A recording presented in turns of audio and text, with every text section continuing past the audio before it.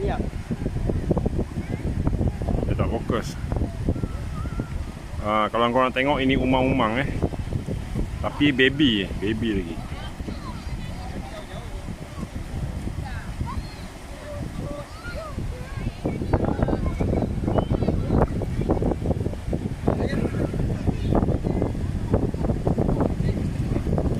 Umang-umang.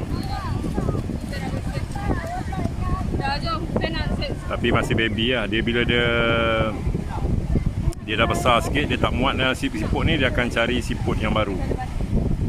Aduh, tak nak fokus lah pula.